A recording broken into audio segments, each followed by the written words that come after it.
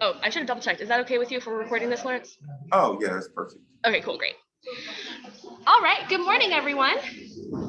Good morning. Thank you so much for coming to our final thing in the series. I'm sorry, the word for whatever that noun is blanking me. Thank you for being here. I'm gonna go ahead and introduce our speaker. So as Christians, we are called to not stay neutral when hurtful racist policies and attitudes exist. This is our fourth episode in the series, addressing, shining light on racial realities and how activist people of faith are responding and can be responding in Columbia, in our state, and in the UMC in general. So this morning we have Lawrence Nathaniel with us. Lawrence Nathaniel is a young native Carolinian activist, and he's the founder of the South Carolina chapter of Black Lives Matter. He'll be speaking to us this morning to expand our understanding of what Black Lives Matter is, what it isn't, and will help bring us into current initiatives and perspectives being taken up by the movement. We're going to do the Q&A a little differently this week. We finally figured out how to navigate both Zoom and in person. So there are note cards and pens on that back table if you didn't get them when you came in. Folks on Zoom can submit your questions through the chat like you've normally done, and folks here, you can put them on the note cards, we'll collect them, and then I'll be able to read them off and not have to remember what everybody says. You're welcome to go ahead and get those questions written down as you're listening so you don't forget. Folks on Zoom, you can go ahead and send them. They'll only be visible to the host, so don't worry, it is anonymous. So thank you all so much, and let me turn it over to Lawrence Nathaniel. Hey everybody, how you doing? I wish I can be there with y'all. I only have one vaccination shot, so thought it would be safe for me to stay at home and join y'all for Zoom since we have a unique form of our generation essentially now where we can be able to be anywhere at any time. And I can't wait for the new iPhone update to come out because then we can really be anywhere at any time. I'm Lawrence Nathaniel, founder of Black Lives Matter. If you haven't seen me or heard me plastered across the news last year during the protests and riots that took place in Columbia, Charleston, and Greenville, hi, that was me. One of the reasons why we started Black Lives Matter South Carolina was to call upon change in our Black and Brown communities across our state and our counties. And ever since then, activists and organizations like One Common Cause, Empower SC, Black Lives Matter, Rock Hill, Black Lives Matter, Greenville, and Charleston, all of them have been standing up and getting active, either showing up at our racist house or just showing up at police departments and making policy changes. Kudos to Sheriff Watt and what he's doing at the Richland County Sheriff Department, but working with Black Lives Matter and several African-American organizations to help bring about those social justice changes that we need within our Sheriff Department and Richland County. Some of those already are in place, such as Sheriff Watt has removed his officers from going on mental health calls. They're now working with the Department of Mental Health to send a counselor out with an officer to help cause that divide between mental health and our police departments. Also, police officers are now being retrained to use less use of force. And then we are trying to fight the Sheriff Department now to keep Live PD out of Richland County. We know that it's everyone's favorite show when it was on TV. But the fact is that when Live PD was in Richland County, the use of force rose over 400% over 40 years. So we don't need that kind of change here just for TV. We need actual change. And most of those was in the 29203 area. That's mostly the North Main, Booker T. Washington area, around with the colony departments that mostly the African-American neighborhood was being targeted by that TV show. And then those neighborhoods are better than that. They do more than just have crime over there. They do community events over there. They have activists over there that fight to change their communities, like Regina Williams and Perry Bradley, who works with the Sheriff Department to help bring an end to gun violence. If you haven't heard, there has been almost a shooting every day in Columbia, or a shooting every day somewhere in South Carolina. That's because we have access to guns, and our younger people are getting, because most of these, 80% of these shootings have been happening by teenagers, not by adults, but by teenagers. These are kids that 14, 15, 16, 17-year-old are getting their hands on guns. And yes, most of them are Black kids out here within these communities like the 29203 area. And we're asking how they're getting their hands on guns. And it takes us to do our part in our own community as well for us to make those changes happen. So Black Lives Matter took a step back and focused more on working with our local organizations and let them have their word in their space. We're a statewide organization. We do a lot across the state, but most of our focus is now on community development and policy making, working with our state house officials of getting policy change like passing the hate crime bill, or getting the social justice bill passed, or coming with the Citizens Review Board Act, which will give power to citizens in the state of South Carolina to subpoena officers, our law enforcement, to come forward to them and be held accountable. This is a similar law that has been passed in Virginia last year, and New Jersey, and California, and the states like Tennessee also passed a similar bill, not all the way the same. They don't feel like their citizens should have that much power, but they are working towards building a better future in places like Memphis, Tennessee, who is seeing a rise in gun violence as well. And we connect those dots, what happened, why is gun violence on the rise? It's not due to just drugs or gangs. We know those are a part of the issue that's out there, but why? It's because when you have gangs like our Bloods, our Crips, our Folks, and those are the gang members' names. When you have those type of gang members, but you have them spread out across the city. We had Allen and Benedict Court, which is a low-income community where two people had to lose their life in order for them to make actual change. Those people are shoved into a space where they don't feel comfortable, where they're not happy, or where they simply just don't like those people in those neighborhoods because they're not mentally prepared or ready. There's also either an issue from this neighborhood to this neighborhood because Black people are territorial. So that leaves us in the place to increase violence when we decrease our affordable housing. And a lot of times, when we go into our upper class neighborhoods, they fight affordable housing because they're scared of this. But providing a space and presenting a new type of affordable housing space that works for both those outside of our upper class communities and our middle class communities, that works for everybody. So that way everybody has a chance to live. And we call them coexistent spaces, which means that these spaces are different from regular affordable housing. These spaces are about home ownerships, pushing families in, pushing single mothers in first, and making sure that they are there doing service to their community in order to live in that community, not just there just to live. Because programs like these, families get stuck into, and I know because I was stuck into these type of programs. I grew up on welfare and living in affordable housing and living homeless on the streets because we had to lose that affordable housing because they condemned our project because the lack of water or black mold was in these places. So we know how it feels to get pushed out and just shoved into one area. We had a house fire in Danburg, South Carolina. We were sent to Charlotte, North Carolina to stay in the Salvation Army homeless shelter. And there we had a beautiful school, wonderful education. We was right on track. Grades was getting better. Then we moved back to South Carolina and get thrown into the Orangeburg County school system. Great school system, but overcrowded classrooms, stressed out teachers, overworked teachers, too many students. And then we already had a target on our back simply because of the community that we came from. They already said that we was never going to be anything, that most of us was going to end up on drugs or in jail. Now, we did lose some of those people. We lost 5 people from those communities that I grew up with, mostly to gun violence and to car accidents. And that's sad. But there are some people who make it out of those communities who are out there fighting for those people in those communities, like me, like Raquel Felder, and other people around. And that's the reason why we started Black Lives Matter, so that way we can go in and change in our communities. And we're building a new organization to make Black Lives Matter more diverse, which is called Diversity.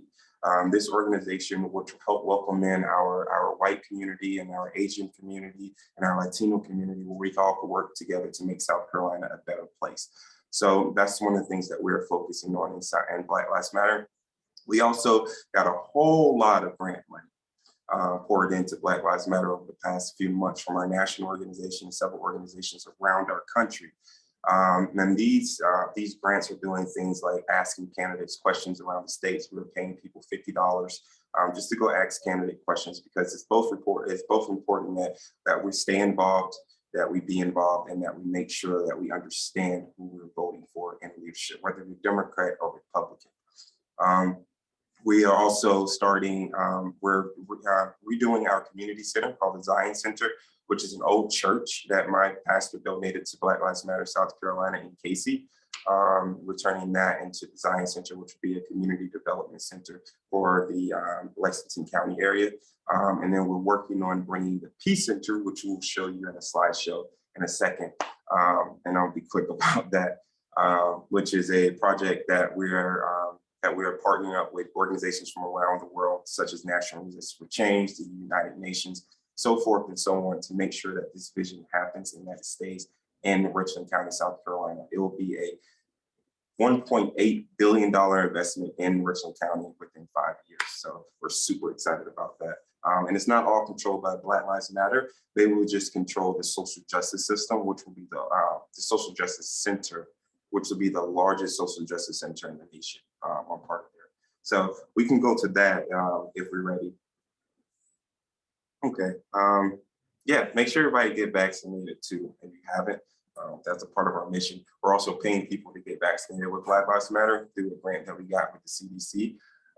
We're paying people $20 to get their first vax shot and then $50 to get their second vaccination shot, just to make sure everyone stays involved and to make sure our younger people are vaccinated, because they're the ones that are least likely to get vaccinated versus the older crowd. And I know my grandmother, Eunice Holland, who stays right up the street from the church, just got the Delta COVID I just found out about a few weeks ago, but she had her vaccination shot and it's not doing that bad on her, but her nephew didn't get the vaccination shot and he was sent to the hospital for oxygen 2 days ago. So it's important that we all take our part and make sure that we get it vaccinated, because, you know, I want to see a good summer next summer. This summer, they kind of messed it up. We'll try again next time. So I want to go over to the slideshow here. This is the Peace Center. The World Peace Center is what it's called. We're working with organizations from around the world. We're building an advisory board right now that will control the aspects of developing this and putting this project together. We are still in the beginning stages. We're currently looking for land. We got a grant for land. So we're trying to purchase land somewhere within Richland County, but we want to actually bid this project out for Finley Park and take over Finley Park. Or somewhere on the Bull Street location, but our prized possession we really want is Finley Park. This is the Peace Center. The branding and the goal behind this is to reimagine Columbia, changing Columbia into a future that welcomes the world in and all cultures within the world. This is some of the stuff that we have. I'm sorry, y'all, I kind of have y'all on my screen. There we go. All right, so this is the campus that we are talking about building here. It is a 3-part campus, which will consist of the Jesse Jackson Park. It will consist of a homeless shelter, and it will consist of the actual center itself, which will consist of 4 different buildings within that one center of the campus. But the whole thing is called the Peace Center. As One Hope Shelter for the homeless shelter. See if I can go next. Yeah, this is pretty much what we're trying to go to here. We're still trying to edit our magazine out, so excuse the words on here. But our pictures here are pretty much our halls that we're trying to do, our exhibit halls for museums. We're working with a design company out of Atlanta, Georgia, who's helping us design the building. But this is the Peace Center as it stands today. We're tweaking some of the design work, and that will be based off of public comments that we'll be planning. Our first one will be on August 28th at Liberty Taps. We'll be pulling in public comments from that area from both city council members, county council members, and the local general public about what they want to see locally to go inside this building as well too. This is the United Hope Shelter that we're trying to plan on building as well. Our vision is to have all of this, at least our groundbreaking by 2023 and finished development by 2025. But this is the Hope Shelter, both family, men, and a domestic violence women's shelter, which stands separate from this on the opposite side of the campus. But it's meant to house at least over 3,000 homeless people, which means that we can help bring an impact of decreasing homeless population in the state of South Carolina by 6 to 8% by building this center here. And keeping it coexisting in a public space where they have access as well, and not just shunned off into a private area of the county or the city where they don't have access. Also, inside the homeless shelter, each person here will also be employed. Those who are qualified and pass background checks will be employed at the World Peace Center for jobs as well too. That will help them get into programs, into housing and things like that. This is the Jesse Jackson Park. Jesse Jackson Park consists of, and we really want to do it at the at Finley Park because we think that will be a great vision for Finley Park. The tower, I don't know if y'all can see y'all can see my mouse. Okay, the tower here is called the Jesse Jackson Freedom Tower. It's meant to mark the miles that they walked across Selma Bridge and marched through Memphis, Tennessee before Dr. King was assassinated. Also, during the passing of Jesse Jackson, there will be an eternal flame which will sit in actually the middle part of this Freedom Tower. People can walk up to actually see here. They're trying to make it where it's actually more pedestrian friendly because we expect that a lot of people will be visiting this center here, because we also have the Obama walks, we have the Kennedy Trail, we have the Susie B. Anthony and Majestica Simpson Garden that would also be included as part of this park as well. An amphitheater for kids and family for us to host live shows and events and conferences. A skate park for our younger kids. We see a lot of them throughout Columbia, skating through the U-Haul places through Two Notch. They don't actually have a skate park here in Columbia, so we want to include that in as well. Beautiful meeting spaces, and all of these are 3D rendered of the center. The center will consist of 3 floors, 5 floors at the top, 1 floor below, underground and above parking.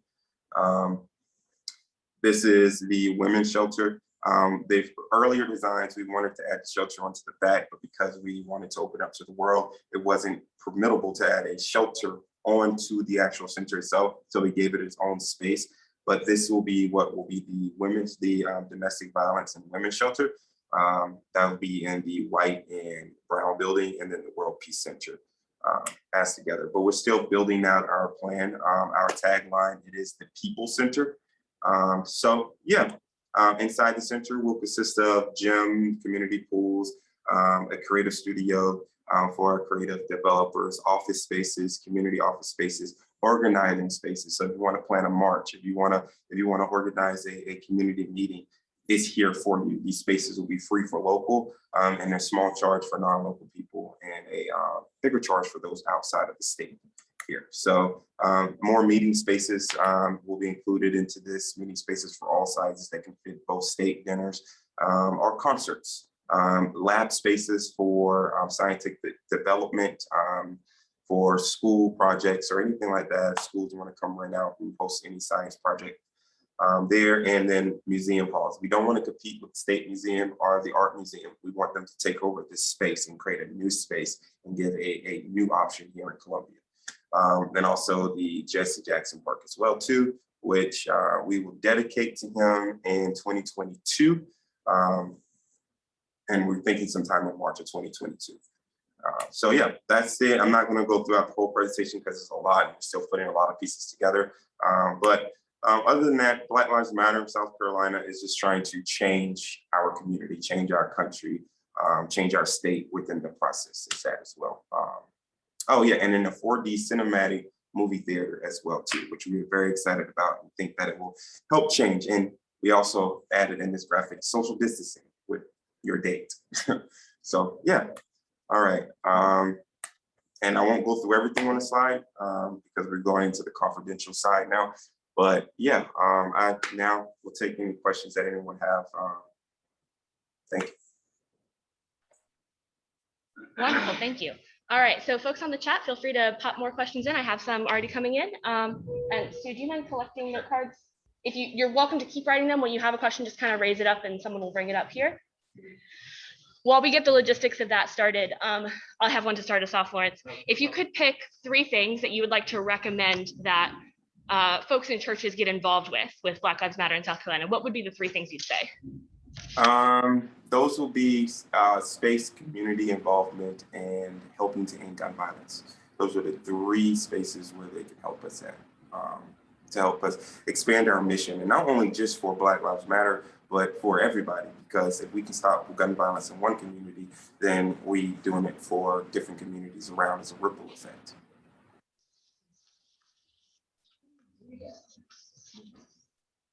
All right, well, we have a follow-up question on that. How do you do that in specifics? Can you elaborate on that a little bit? That's the thing. It's the different type of churches and working with the churches. There have been a few churches who have been, because it's the name Black Lives Matter, it's not as diverse as a lot of churches, especially with our Southern Baptist churches, a lot of them won't welcome us into their spaces.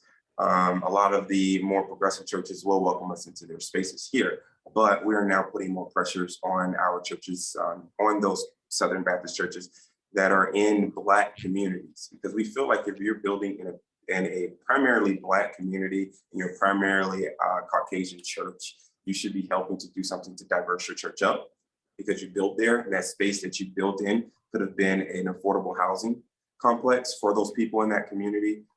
And it could have been a park for those people in that community. It could have been a community center for our people in that community, or a new housing complex for people in that community. So offering spaces to people for that community, especially when it comes to things like ending gun violence, especially when you have people getting shot directly in front of your church, something has to change. And that's just by putting pressure on our churches and making sure that we let them know that if you want to be included into these Black spaces, because these are historically Black communities, you have to be a part of it. You can't isolate yourself, because once you isolate yourself, you will become an enemy to the community.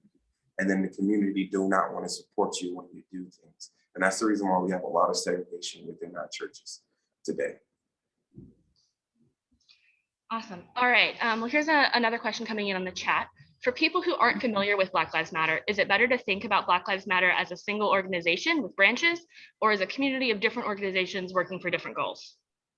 It's good to see it as a community of different, as individual people within communities, community leaders. It's never, my thing is, just because we're Black Lives Matter South Carolina, each one of our stories and mission within inside Black Lives Matter is different, but it all impacts Black lives. My mission is not really towards police brutality. That's more Requel's mission. My mission is more versus towards housing and community development. So pushing out things like that. When you look at it as an organization, you look at it as a one entity, which means that everyone falls underneath that one system as a Black person. So now when you yell Black Lives Matter, you're not thinking of a Black life, you're thinking of an organization. You're thinking of the people behind that organization. And yeah, Black people do things wrong too. So therefore, when one person do something wrong in a Black Lives Matter organization, the whole organization falls apart. And then people that looks at us as just one organization takes everybody in that organization down with them when they shouldn't, where it should be one individual person, because each of our lives are different and each of our lives matters to us in our way. And we say Black Lives Matter not to raise money. We say Black Lives Matter not for an organization. We say Black Lives Matter because it actually matters to us. It just happens to be a name of organization. All right. You started off by talking about legislation earlier in the session. What would you say is the most important piece of legislation, locally or nationally, that we can support to love our neighbors? The national one will be the George Floyd Policing Act, and then For the People Act will be national, like calling Tim Scott and Lindsey Graham to pass it. Don't know why they're not passing it. And I don't want to get into the whole Republican and Democrat thing. It's just the fact that I find it really performative when we have our congressional leaders taking a knee and wearing a scarf when they have the power to change the law. They actually have the power to change the law. We don't care about the pictures that will end up in the history books with your name on it, not with the activists that are on the streets fighting for the policies to get done name, but with your name for taking that knee but not passing the law. They have the power to pass the law, Democrats and Republicans. And it's up to us to either elect them or call them or show up to where they are and make them uncomfortable. Now, our leaders in our state, I don't think they get uncomfortable. I think they love to be uncomfortable, but we can still put pressure on them by calling them and by electing new leaders. We have elections coming up soon. We have November coming up with the Columbia mayor elections and city council elections. We have the next November, which is the big election, which is midterms. We have our primary elections for Democrat and Republicans, because Republicans also have incumbents too. And that's a lot of things that people fail to look at too, is both Democrats and Republicans. If someone is not working for you, whether they're a Democrat or Republican, let them go. Let somebody else that can help you nationally. Locally, what we need passed here locally is the Citizens Advisory Committee Subpoena Power Act. It's called the Citizen Advisory Subpoena Power Act, but they're trying to come up with a whole nother name for it because I don't like the name. It's super long. But we want to give our citizens here that sits on the board, both Black and white and Latino and Asian, the power to bring officers, because as we know, Black people are not the only ones who get shot by police officers. Right now, Al Sharpton and Benjamin Crump are working on a Caucasian kid case. I can't remember his name, who was shot by a police officer a few months ago. And they are his lawyer, their family lawyers representing him, just like they represent every other Black person as well. But we want to make this board diverse, where they'll be able to hold officers and law enforcement accountable. One of the things that Sheriff Locke brought up in our meeting is that he supports things like this because who investigates the police in South Carolina? SLED. What is SLED? A state police agency. Who works at SLED? Majority of the officers that comes from our local police agencies, Richland County, Orangeburg County. These are officers that have even been cited, that have been fined. And excuse me, y'all, from Bamberg, South Carolina, so my country accent may come in from time to time. I mean, it mess up some English, but I'm quite sure that's fine. Where we want officers and them to be unified, and we want to hire the right officers, and we want to be able to keep track of officers within our states, because right now all of them are working at the SLED department. And Sheriff Lotz agrees. Many sheriffs in South Carolina agree as well too. The one example here, the guy that was just fired in Orangeburg, South Carolina for stomp kicking a Black man last week in the face. He was fired from Orangeburg immediately, and I applaud Mayor Butler for that. But he still has an opportunity to go to places like the SLED department or come to Richland County or Columbia Police Department and work at these police departments, because he's not fired. He's not fired from an entire statewide system where once you're fired from one county, you can no longer work in any other law enforcement agency in the state. Those are the type of laws that we need passed here. And those are the type of laws that the Citizen Advisory Community Advisory Subpoena Board can help us get passed. They'll be the ones to help us lobby. They'll be the ones to call the officers up and do the investigation. They'll be the ones to make the NAACP a port entity. Wonderful. So this may be a good time to clarify this point. Is Black Lives Matter associated with a political party?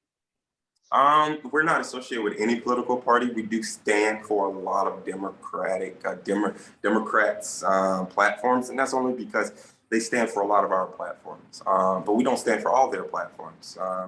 Also, it goes in the way of, majority of it actually goes into, how do you see it? It's not really political. It's really Christian based. It's really whether if you believe in it as a Christian or you don't believe in it. And when I say that, let me clarify. Trying to find an example. Black Lives Matter South Carolina is an organization that is about lives, that is about human beings, that should not just be about policy.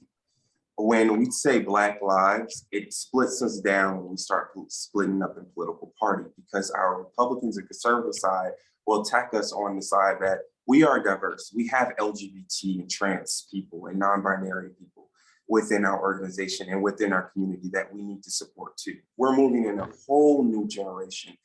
We're moving in a whole new direction where we need to be open. Whether we don't agree with their decision or not, we still need to be open with everybody. We need to start focusing on and educating ourselves on how other people are starting to live, because we do have them or theys that are starting to pop up, and a lot of our older people don't understand that. And here in Black Lives Matter, what we're trying to change is our forcefulness. I can agree that Black Lives Matter can be very forceful when it comes to a lot of this, and it's basically because we just want to get things done in an area where we don't have to count on political leaders all the time. Sometimes it takes just us. So no, we're not a part or affiliated with any political party, but we do stand for a lot of Democratic views. But we also stand for some Republican views as well too.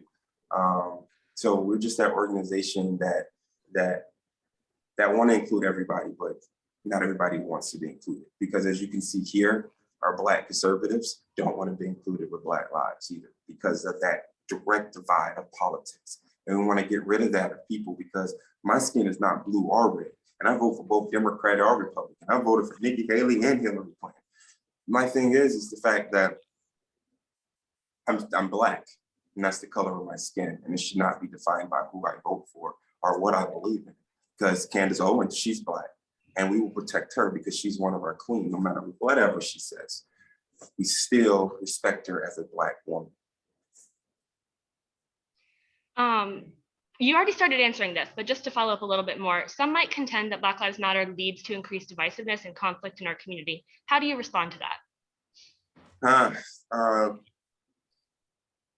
Can you clarify that for me? I'm sorry. Can you repeat the question? Yeah, let me repeat it, and then whoever. Oh, I'm so sorry. Let me turn this way when I say them. Some might contend that Black Lives Matter leads to increased divisiveness and conflict in our community. How do you respond to that? And if whoever wrote it wants to clarify, when you say increased conflict in our community, that's where I got stuck at. Right. I think the question is probably like, there's this perception that Black Lives Matter does this. Do you run into that perception, and how do you respond to it? Or what perceptions do you run into, and how do you respond to those?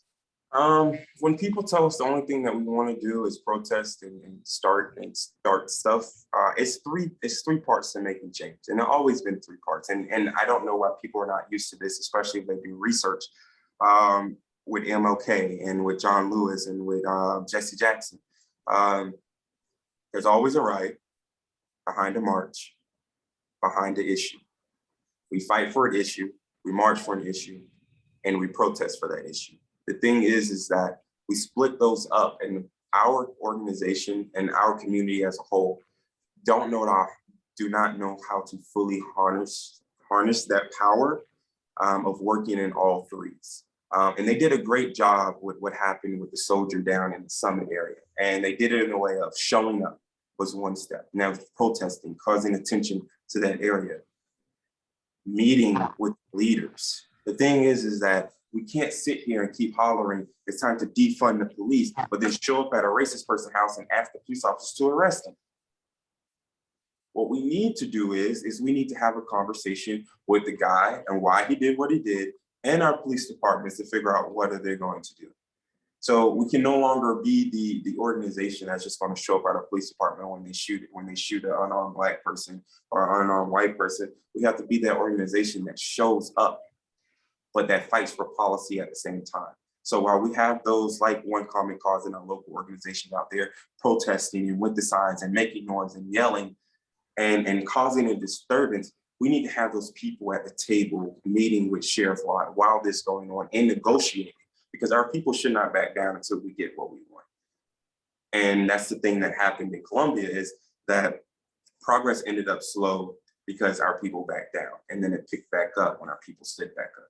And that's one of the things that we want people to realize, is that it seems like Black people have to cause a disturbance in order to get heard, because other than that, you do not hear about it. You don't see it on TV. You don't see it in the newspaper. And then everyone will sit there and look at us like, well, you should do this and you should do that. We can't just do this and just do that. This is the way that it has been done, because you will not allow the system to change it in a way where we can be just like you, to walk into our police stations and feel comfortable to directly address our sheriff department. Because right now, a lot of people still don't, because they still arrest people for just going up into the police department once they give them their ID. I wouldn't feel comfortable going into a place where I feel like I'm going to get arrested at, especially for a non-known warrant, something that I probably had for like 15 years ago there too. Sorry if I went off in a whole rant, y'all.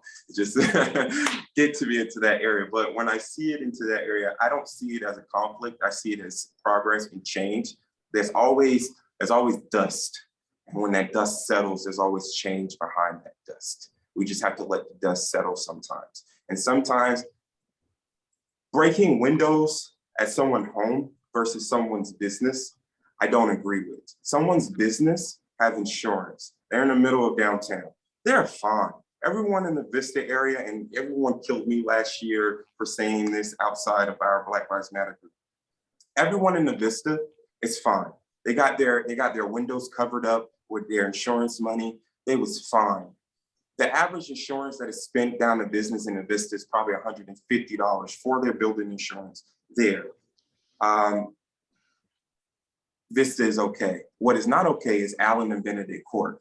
They don't have a home there no more. What is not okay is the colonies who Black mold growing in some of those units, because they don't want to They don't want to change it or to go in and fix it up and bring it to the 21st century. What's the issue is, and what's failing is when we have schools in Denmark, South Carolina, who had holes and who was feeding their kids out of styrofoam and had to go get their children lunches from Walmart. Those are the things that people should be worried about in the midst of rioting and protesting and everything. It's when we are up there negotiating. The problem with the city of Columbia is during the whole riots and stuff last year, is none of them wanted to negotiate until after everything was over. All right. So another question that might be a little bit of a controversial one. We have a couple of things wanting to clarify Black Lives Matter's relationship to defunding the police, and also questions about how defunding the police is expected to help the community. All right, so I want to be clear. Black Lives Matter South Carolina don't agree with defunding police because we came to the conclusion of how are we going to actually defund the police department, but also call for arrest when issues happen. So we say reform and reallocate within the police department. By using reform, we're talking about reforming the policies inside our police departments to work for the people. When we talk about reallocating money, it's putting more money into the youth prevention. A lot of people don't know is that Sheriff Lott put $3.5 million for youth community development. And that's under the direction of Captain Harris, who's been a great partner with Black Lives Matter South Carolina. Those are the things that we talk about when we talk about reallocating and reforming. Now, there's other states, and this is the thing that everyone should also understand about Black Lives Matter. Each state has a different issue. Each county has a different issue. Here in South Carolina, we don't have to call for the defunding of the police. Our police budget is not that big. So when we look at it as a total, as a whole, the only thing you have to do is reallocate it to more social programs versus enforcement programs, more training versus more use of force or more military style weapons. Those are the things that they can do. But when you go to a place like Atlanta, Georgia, who has a huge police budget and has a serial killer on the loose in Piedmont Park, a serial killer on the loose in Southeast Georgia, a serial killer on the loose in Northeast Georgia, but at the same time, they're killing college students who just have a cell phone on them. At the same time, they're beating gay men or gay women in East Point, Atlanta, or Edgewood, which is downtown Atlanta, and the LGBTQ community there. Those are the ones who need their budget defunded. They need to hire police officers that can help change and reform the community. Local police officers who is not aggravated for their job, but who loves their job, who loves to protect the community and not scared to take a bullet for a Black person or a white person or an Asian person or an immigrant or a refugee. Those are the officers that we need in those places. So when we talk about reforming our police department here in South Carolina, we don't need to defund, we need to reallocate our funds into the community. Now, it's different from our sheriff department. Now, we're speaking for our sheriff department just now. Our city police department, we talk about defunding our city police department is because a lot of that budget there that we talk about, the $3 million budget that the city of Columbia has that can be reallocated, most of that goes into overpaid officers, which Richland County has more officers in a waiting list, and city of Columbia still has to fill in more than 40 spots for new officers there. But officers from the community and investing into your officers such as mental health preparedness and awareness, where they shouldn't have to wait 10 years for a new mental health evaluation, but they should have to, after every shooting, after every traumatic event to an officer, they should immediately go see a therapist here in the state of South Carolina. They should immediately be evaluated for at least 14 days to make sure that they are stable enough to go back out into that community and to address those people. Because if I'm seeing a young child get shot, or if I have to rush to a pool and pull a child out, something is going to click inside my head, especially if I have kids too, something is going to mess with me mentally. So putting and reallocating funds that way are the ways to help our officers and to help our community in the same way. So we don't talk about defunding here in South Carolina, we talk about reallocating and reforming. Awesome, thank you. Okay, we have a couple questions about the development of the center. What's the best way to support the development of the center? And then also a question about, is Finley Park really large enough for all the Peace Center and all the other buildings? Actually, Finley Park is large enough for the Peace Center and the Jesse Jackson Park. The homeless shelter itself, what we wanted to do was build it where the Benedict ran across the street from the new MUSC hospital, which used to be Providence Baptist Health. I'm pointing like it's actually over there. But we want to actually put the shelter in that general area over there. Also create a partnership with both of the HBCUs that can bring in college courses and classes within that shelter there. That's if we get Finley Park. If not, our goal is to find a massive piece of land, either off of 601 we're currently looking at, or Hopkins, where we're working with Bible Way, family members of Bible Way, to purchase land down there. The best way to help with the center is that we're building out a sponsorship and development package, such as memorial walls, events, public comment events. So I don't have the best answer for that right now. I would love to say, oh, you could donate right now, but I just can't because we don't have all of our pieces together right now. But we are preparing to do a presentation, which will be August 28th. You can go to our website, which is www.blmsc.org, and then you can subscribe to our mailing list there. Or we launched a national organization, which is called the National Organization for Change, which actually been in existence and been doing national social justice events since 2017. We're relaunching that and rebranding, and we're adding Black Lives Matter as a program underneath that organization, just to make sure that we want to create more diversity and a center and a section just for Black lives, so that way they have their space, but also help outside of South Carolina as well, because we do have a disaster facility down in Denmark, South Carolina, which we have over 300,000 hygiene kits right now. So yeah, and those have been gathered over the past year and a half. So we're getting ready for our peak of a hurricane season. Over last year, year before last, we gave away 500,000 hygiene kits. And most of that was in the middle of a presidential year, where a lot of the presidential candidates donated. Tom Steyer was the highest donation. He donated over $1 million worth of stuff.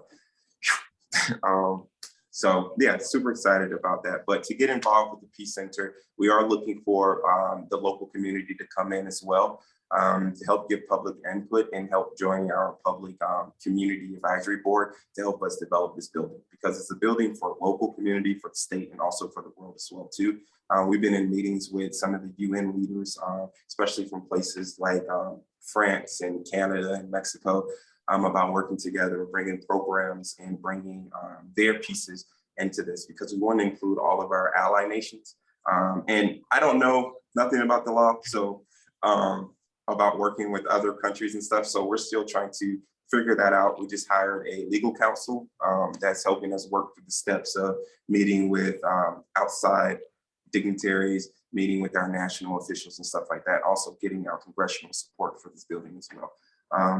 We're planning, it's a 5-year process, but the entire campus itself is a 2030 plan, because it will actually consist of think together, the whole project is $1.8 billion as a whole. The beginning of the project to start will be at 53 million. We currently have 3 million, and that's to start us on our land, so we can purchase our land. All right, we have a couple questions about the structure of Black Lives Matter South Carolina. What is the structure? Is there a board of directors, or how does that go? So we have an advisory board. The board of directors now fall underneath our national organization, which is National Organization for Change, which consists of myself, Deanna Miller-Berry, Jason Belton, Paul Felder, Tom Steyer's wife, which is, gosh, Jesus Christ. Kate Steyer, and Brandon Upson, so forth and so on, with other leaders, and we're adding more to the National Organization for Change. But our structures falls under, we placed it under a national organization that we built. Under there, we have a local community, a local state advisory board, which consists of different leaders from county Black Lives Matter, such as from Aiken and Florence and Myrtle Beach area. And our goal is to provide resources to our local organizations. And that's through funding, through legal actions, through volunteers, versus on taking on policy ourselves when it comes to local issues, but focusing on statewide issues as well. So we have like Todd Rutherford, Representative Todd Rutherford, who acts as one of our legal counsels, who we can go to and talk to about anything. Also act as one of our Black Lives Matter lobbyists on the floor, who fights for us, who they shot down one of his bills this past 2 months ago, which would have gotten any officers that had a use of force in the state of South Carolina would immediately have been on a blacklist where they could not be hired anywhere else within the state. They shot it down because it was a part of another bill, and then they wanted it part of a standalone bill, even though I feel like that was a little selfish, but those Democrats that did that, by the way. So we're still working with Justin Bamberg and them to make sure that we get laws like those passed on through. But our structures are just set up as our board of directors sits on the National Organization for Change. We have a statewide advisory board committee, and then we also break it out into leadership roles, which will go into our membership director, our partnership director. And these are new positions and new people who just started because we're rebranding Black Lives, because we're able to start paying a lot of more people now. And it's a harder issue because our community do not get involved as much as our white ally community does. And it's frustrating in that way. And the only time they do get involved is when you're making noise, you had a protest, or when you had a riot. And those are some of the things that we're trying to work through. So we're trying to pull our community to be more involved, and you shouldn't be involved with just something happens. We're trying to get them on their feet, but we're just trying to figure out what ticks our people. And it's hard to say what ticks our people to get out besides free food and money. How can we get them out to join our city council meetings and stuff? So we purchased a bus about 2 weeks ago that will be delivered to us hopefully in the next 3 weeks or so. It'll be the Black Lives Matter bus, and then we purchased a food truck as well. These are buses that will go into the community, will have music, which will take them to their city council meeting in Columbia and county council meetings, so that way they can get involved, just to make sure that they have a space there. Because they held a racial audit meeting in North Charleston. 2 Black people showed up to that meeting. 6 white people showed up to that meeting. The meeting was 4 Black people. They asked and they protested for that meeting last year. And for 2 Black people to show up to that meeting shows the lack of engagement in our communities. For the same constant faces to show up, this is the reason why I stopped going to protests, is because we constantly keep showing up and showing up and showing up, but nothing is changing. We want things to change. All right. Well, we are at 10:45, so some of our folks are going to need to be leaving to get to the 11 o'clock service. Thank you so much for coming. Thank you so much for answering our questions. We had a whole bunch more we didn't get to. So if you have a couple minutes and folks have a burning question, I think you're welcome to come up and ask it. Is that okay with you, Lawrence? Oh, yeah, that's fine. Okay, cool. But I'll go ahead and end it and say thank you so much for coming to all 4 of our sessions this summer. Sessions, that's the word I was looking for. We really appreciate it. This has been sponsored by the Church and Society Committee. So keep a lookout for new events that will be happening next year. Thanks, everybody. Thanks, everybody.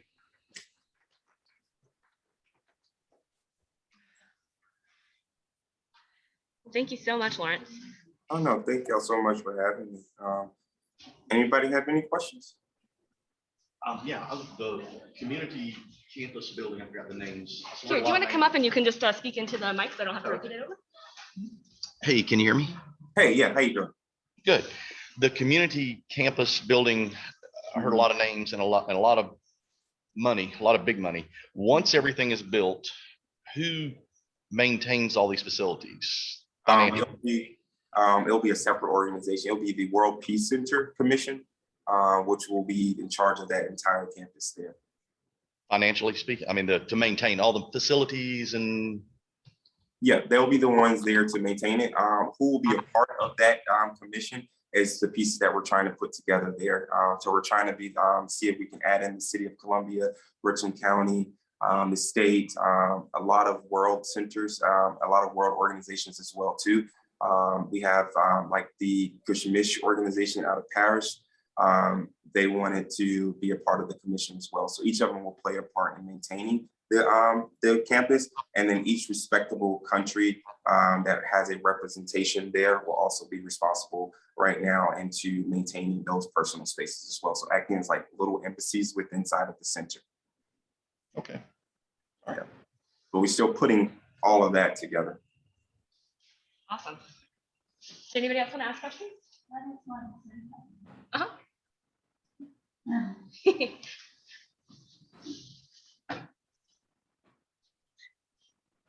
Lawrence, you are so inspirational Oh, no, thank you. and just so easy in taking whatever kind of questions come at you. And you are such a gifted advocate, and you're right where you need to be. And thank you so much for engaging us and taking all this time for us this morning. Thank you. Oh, no, thank y'all for having me. Thank you so much. Thank y'all.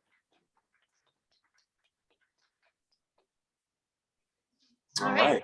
Anybody on the chat who wanted to ask questions? I don't see any new ones coming in. All right. All right. Thank y'all All right, so well, much. thanks again.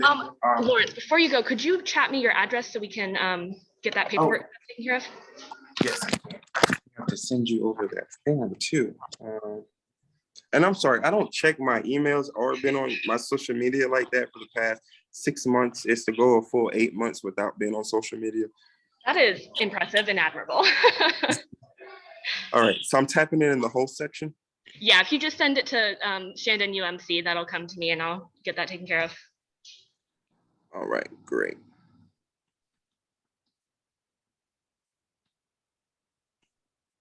And yeah, I want to talk to you about one day soon about hosting a anti-gun violence summit.